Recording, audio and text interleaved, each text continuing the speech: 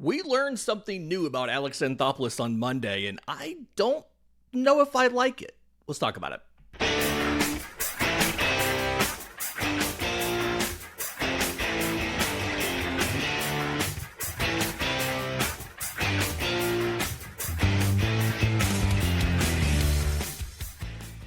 Yes, welcome on into Braves Today, a production of the Believe Podcast Network and presented to you by FanDuel.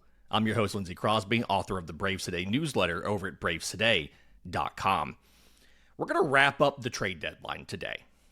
A lot of people have very strong feelings about how it went, myself included. If you missed it, we had a live show on Monday where I let a lot of those strong feelings out. Let's wrap this up and let's move on to the final sprint of the season. There is this idea called shogunai.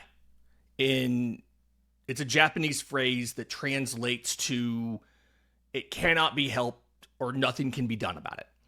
And in essence, what that means is understanding that sometimes things happen that are completely out of your control. The trade deadline is one of those things. It does not matter how mad we are about the trade deadline. It is done. It happened. It is past. And something that I've always tried to do here, right? Did I like the Braves not getting an impact starter in the offseason? I did not. But at a surprisingly early point, I realized, hey, that's done. Those guys are off the board. There's nothing we can do. I got to move on.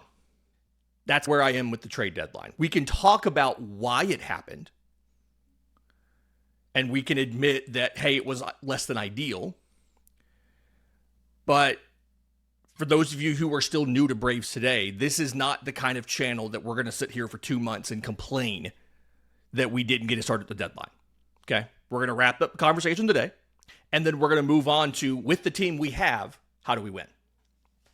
Because I think the lesson that we've learned about Alex Anthopoulos here is he is obviously on the opposite end of the spectrum as far as his personal style from A.J. Preller of the Padres. There is, if you were to make one of those spectrum kind of bars, right, that you see in politics or things like that, and there's one end and the other end, and everybody else is somewhere in the middle, A.J. Preller is on one of the ends. The most aggressive manager in baseball. He is willing to throw top prospects at trade pieces. And it's exciting. It's fun. Right? Who doesn't want to be like, oh, hey, my team just traded for Juan Soto. Oh, my team just traded for Dylan C. Who doesn't want that? As a fan, the idea of that is fun. And his statements that he gave after the trade deadline, quote, we're trying to win. We don't apologize for it. We're trying to win championships. And I understand the appeal of what he does. I understand how exciting that is. At the same time, the Padres are in a place where, because they have moved so many prospects so aggressively for short-term upgrades, they're in a position where roster-wise, their roster is a mess. If you look at, they have 2 guys that are in their mid-30s already, that are signed to 2033. Manny Machado will start making $39 million a year next year, and he'll get paid that every season through 2033. He's already 34 years old. Xander Bogaerts will get $25 million per year until 2033. He's about to turn 34 years old. They are paying a 40-year-old Yu Darvish for 2 more seasons. And again, it's exciting to move the pieces. Their farm system has virtually nothing in it as far as prospects. And part of the reason they've had to be so aggressive with some of these trades is because they've traded away top trades. And the worst part of it is they haven't won anything. AJ Preller has been there since August of 2014. So if you start looking at 2015, they didn't make the playoffs for the first time until 2020 under AJ Preller. They made it in 2022 and they lost the NLCS. They made it in 24, they beat us in the wild card and then lost the NLDS. And then in 2025, they lost the wild card. So he's been incredibly aggressive at moving as many prospects as he can for rentals and for shorter term upgrades. He's gone arguably all in on every competitive season when it looks like they're going to be in the postseason, and he hasn't won. And to compound that, when he hasn't won, they've lost. After he took over, they had a bunch of 90-loss seasons. They went to the playoffs in 2020. In 2021, they had a losing season. 2023 was an improvement because they didn't go to the playoffs, but at least it was 82-80. The aggressiveness has been fun. It hasn't paid off. And then when you look at Alex Anthopoulos, it's the other extreme. There is an absolute lack of aggressiveness. And Alex Anthopoulos didn't used to be this way. When he was in Toronto, he made bigger swings, right? I talked about this. David Price, when you look at the deals for impact starters at the deadline, there's like 4 noteworthy examples. And one of them was Alex Anthopoulos getting a guy from the Tigers. You had a precedent here. Now, the counterpoint to this is some of the additional reporting from friend of the show, Gabe Burns. Detroit they made the prospects available. Detroit just decided we're going to go with LA. And they didn't give anybody else, apparently, an actual offer. It's like they had decided already, we want this specific Dodgers prospect. We're just going to go with LA. He went after Jacob deGrom. He went after Logan Webb, according to friend of the show, Gabe Burns. And ended up not coming away with anybody because my assumption, my belief, is that Preller swooped in last minute and got Casey Mize. And if you look at the prospects that were traded for a month and a half of Casey Mize, 2 months, I don't know why it's a month and a half, the equivalent is probably like Briggs McKenzie and then Ian Mayha, which there are some people who absolutely believe that Briggs McKenzie should probably be, like, you should be willing to sacrifice him for improving your championship odds this year. I'm not saying that's wrong. I'm just pointing out that was the equivalent. And so the ideal general manager is probably somewhere in the middle of the Preller to Anthopoulos spectrum, right? Anthopoulos being too conservative, Preller being too aggressive. The one thing I will say about the Anthopoulos method and the difference that you can point to in Atlanta and an aggressive GM team, and again, the Padres are the example. I've talked about the Red Sox on here before, the kind of cycle that they go through, right? Is the Braves have consistently been competitive. The Braves, every season but one in this stretch, have been in the postseason. The one that they weren't last year required literal unprecedented injuries. No team in MLB history has had all 5 opening day starters on the 60-day IL at the same time. Literal unprecedented injuries is what it took to keep the Braves from being in the postseason. But at the same time, what have they won? They made it to the NLCS in 2020, which somebody tried to tell me yesterday didn't count, and I'm not going to listen to that. It happened. They won the World Series in 2021. They got bounced in their first round matchup in 22, 23, and 24. So if I had to choose between the two extremes, I would rather have the team that is consistently competitive than having the team that pushes a bunch of chips in, maybe advances once and then loses, and then takes a step back for a little while. But I think the flaw here, one of the flaws, obviously, is the unwillingness to be aggressive at the trade deadline. But I think what a lot of that comes back to is maybe too much belief in the idea of the randomness of the postseason.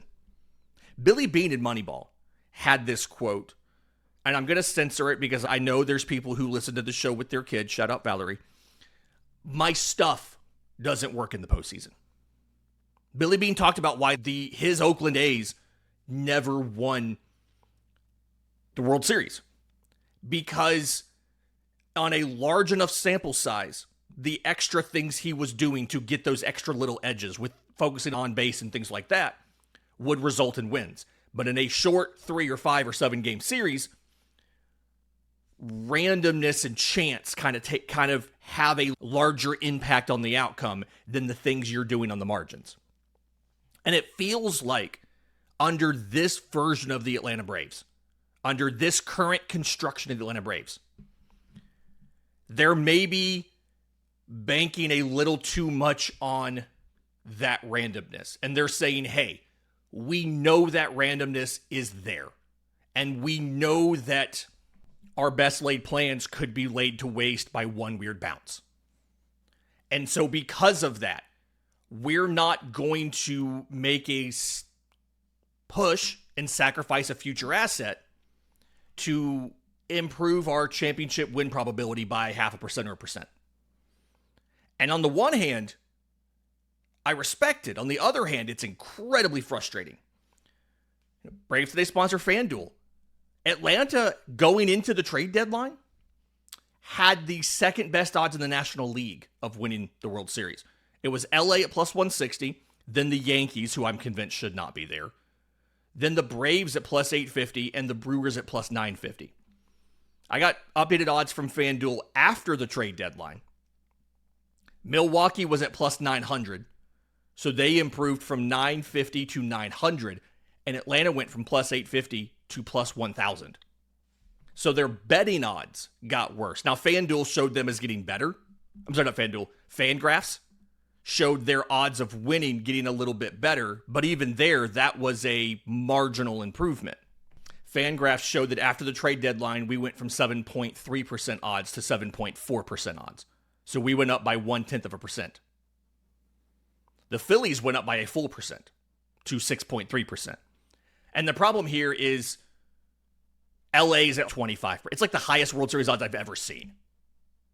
So on the other hand, I also understand why if you have this juggernaut in the National League, they're hesitant to give up all these additional assets to try and get past what looks like a juggernaut that is hard. But the right approach is probably not on that far extreme for Anthopoulos, coming in a little bit and being willing to move some pieces. Yes, you move Carter Holton and Lucas Braun. No, they weren't going to play major roles in the future. But moving a little bit more for another upgrade probably would have made sense. We know that Kevin Gausman was not an option. The Blue Jays were not going to move him here. We know that Clay Holmes probably was an option. The Mets were not going to move him here. But Robbie Ray went for the equivalent of Jose Manon and Luke Sennard. Prospects 17th and 21st. I like the idea of Luke Sennard. I don't think you should not get the rotation upgrade for the stretch run because you're trying to save Luke Sennard for 2 or 3 years from now, right? So that's the frustrating part for me, is that you could have done more and you didn't. And it's now become kind of a trend, right? It's become a trend of we're going to be very conservative and we're just going to bank on the randomness breaking in your favor. And you heard Gabe Burns on yesterday's show. You won it in 2021. That was so improbable that every one of the marginal upgrades worked out. The odds of every single one of those guys hitting their 95th percentile outcome was not something you can reliably bank on again. And it's, depending on how you look at it, you could argue this was a vote of confidence in the stars that you have. But it would have been nice to add a little bit more. So again, Shogunai. We can't control this. It's done. We've gotten our feelings out. And I don't say that condescendingly, legitimately. If you did not see the show on Monday night, go back and rewatch it. The first 10 minutes, I had very strong feelings. We've gotten them out. Let's move on. We have a 2-month sprint to October, and then we've got a month of the playoffs to try to win a championship. Let's talk about what Grant Holmes did last night to try to get you a little bit, or to try to show that he can be a bigger part of that championship than maybe we realized. We'll talk about that next, right here on Braves Today. Welcome back to Braves Today. Lindsay Crosby. I want to be clear on something real quick, and I know the people who need to hear this won't hear this. I'm not telling you how to be a fan. If you want to be mad about it for a couple months. The only thing that I ask is don't be mad at me about it. If you want to be mad on your own. I don't like it either. We gotta move on. We can't change it. We can just continue to hold a grudge about it, or we can just devote our energy towards watching our team while they're playing. And I watched the game last night. Grant Holmes, holy cow. Grant Holmes pitched, he finished 6 innings for the first time since June 3rd. He pitched into the 7th inning for the first time since April 8th. They pulled him after he gave up a leadoff single in the 7th. And the reason they had to pull him is because we were only up 1-0. He was at 72 pitches. He could have kept going. And if we had a 4-run lead, they probably let him try to work out of that jam. But 1-run lead, the winning run is now at the plate. You got to pull him. And I get that. And the way he did it was really interesting. For those of you who've been watching the show for a long time, I talked about this in the offseason. I wrote about it in February. And if you either have kids or used to be a kid, you'll probably get this reference. I wrote an article back in mid-February called Grant Holmes and the Terrible, Horrible, No Good, Very Bad Fastball. And it talked about how his four-seam fastball last year, despite the fact that he threw it 30% of the time on a total run value perspective in 2025, was one of the worst individual pitches among any qualified starter, right? Negative 14 run value, 8th worst individual pitch. And that's compounded by the fact that he missed the last part of the season. He was only around for 2/3 of the year. He threw it 30% of the time, and it was one of the worst pitches in baseball. 8th worst individual pitch. Now, I will say, run value in and of itself is an accumulation stat. So if you just look at a rate stat, run value per 100 pitches, it was the 7th worst pitch in baseball. And the fastball did show some improvements this season, but it still wasn't great. So what Grant Holmes finally did yesterday was he just dramatically cut back how much he threw it. And I want to be clear when I say it wasn't a good pitch. Okay?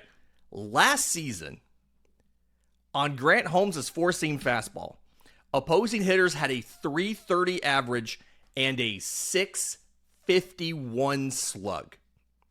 They turned into Barry Bonds off of that four-seam fastball. It had a hard hit rate of 48%. And this season, it's not been much better. The slug's only been 490. You know, a big improvement, but still not good. And so last night, he cut the usage down to 11%. He ramped up the sinkers. The sinker usage was like 25-something%. And because he was throwing other pitches, and I think the sinker slider pairing, like there's a reason so many sinker ballers do this, right? Because you're throwing both those pitches in the zone and they're just breaking kind of opposite directions. So he ended up getting a 32% whiff rate on the day. He wasn't missing bats with the sinker, 1 whiff on 6 swings. But for the day, he had a 32% whiff rate. And really, it was just being efficient. He only walked 1. He had more groundouts than flyouts. 6 groundouts, 5 flyouts. Didn't allow a run. Like, the results were good. It wasn't just the process. It was the results. And I feel like Grant Holmes likes to do this. Every time we think he's about to get bumped out of the rotation for the bullpen, he reaches into his bag and shows the reason that Alex Anthopoulos wanted him in the rotation in the first place. Now, I don't necessarily think he still needs to be in the rotation. He probably should still be the first person out. The only difference is now it's going to be for AJ Smith-Shawver after 2 starts. That's what Alex Anthopoulos was saying, was they were going to use AJ for probably 2 starts in the minors. And he made a start yesterday. And the start yesterday for AJ was surprisingly good. AJ pitched into the 6th yesterday. So he went 5 2/3, 2 runs on 2 hits, struck out 6. And the runs and stuff, like we see with AJ, all came towards the end when he was running out of gas. They opened the 6th with a single and a walk, and then another walk, and then a wild pitch, and then an RBI ground out, and then Atlanta lifted him for the 3rd out of the inning. So, like, most of the damage, half of his walks, and both of his runs, and one of the 2 hits off of him came in that final frame. So, yes, he did wear down a little bit. But when you look at the stuff that he did, right? He touched 98. He was averaging 97 on the fastball, 10 whiffs, 35% CSW. Average exit velocity allowed was 83 miles an hour. And really didn't start to have the issues. Like, the 5th inning was where he was losing the velo a little bit. And I think in the 6th, he knew it's my final frame. And so he reached back and found a little bit more. He ripped a few hard sliders, which, again, it says slider on. I always catch myself. It says slider on StatCast. It's a cutter. It's not a slider. I always have to catch myself there. But 89 pitches. He's not 100% stamina-wise ready to go, but he's close. The thing that's frustrating about this, though, is they optioned him down last Wednesday. If they keep him down for 2 starts, he will use that option year. More than likely. If they give the standard 5 days of rest between his 2 starts, and then call him up before it's time to make the day before, the day of the next start, he'll probably spend 20 days and use that option. Now, the good news is I believe he's going to qualify for another minor league option. And those rules are particular on how that has to work. But Grant Holmes made his first start in the trying to save my rotation spot campaign last night. He's got probably one more. And you're going to have something where AJ Smith-Shawver could be added. Ronaldo López. Walt Weiss said the MRIs were all pretty good. This should be a minimum length stay on the IL with this knee inflammation that Ronaldo López has. And so the first move to make a rotation spot was J.R. Ritchie going back down. Now that you've done that, the next spot is going to be, it's either going to be 1 spot for López, because they backdated that, or it's going to be 2 spots for López and Smith-Shawver. And so you're going to have to make more. Somebody's going to lose a spot in the rotation. And maybe López doesn't come to the rotation. Maybe López goes to the pen. But when you add AJ Smith-Shawver, you still have to make a rotation spot. I'm at the point, it's not going to be Tyler Mahle. We know that. It's not going to be Bryce Elder. He's never pitched in relief. Ever. Why would you make that move in August?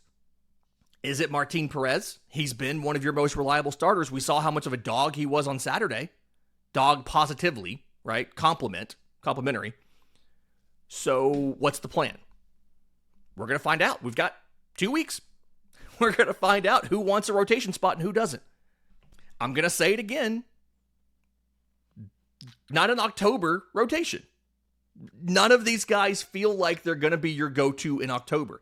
But I think the other takeaway we can get from the trade deadline, from Alex's pre-deadline media availabilities he did with the radio stations and everything, from the Monday night press conference, the Tuesday morning radio hits, Alex Anthopoulos is not thinking about the rotation in the postseason. He's not thinking about who from our roster is going to start game 2 and game 3. He's thinking about, how do I find 27 outs?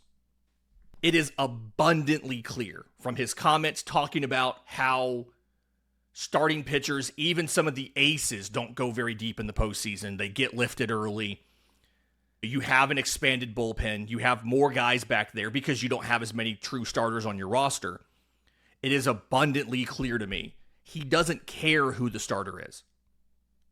Because the starter's not going, he's not matching up with Zach Wheeler for 6 innings. You're not going to ask the game 2 or game 3 guy to go 6 or 7 innings. He would have asked Skubal to do it. He would have asked DeGrom to do it. He would have asked Logan Webb to do it. He's not going to ask anybody else. He didn't think Casey Mize was going to do it. He didn't think Robbie Ray was going to do it or anybody else. I'm going to dive. What I need to do, and this is my assignment this week for myself, is I'm going to go look at the Detroit Tigers pitching chaos thing that they did in 2020 down the stretch and see how that worked and figure out how that would apply to Atlanta this year. Right? They did that all the way after the trade deadline. They traded away Jack Flaherty, and then they went on a run and made the postseason. I want to look at that and see how that would apply to the Braves in 26 in October. So that's coming later this week. Stay tuned for that. Subscribe to BravesToday.com because I'll probably write that story before I come on the podcast with it. Outside of that, some housekeeping. The earnings call for Atlanta Braves Holdings is today. By the time this show comes out, I'll probably be on that call. My plan is to have another short podcast later this afternoon with details from the earnings call.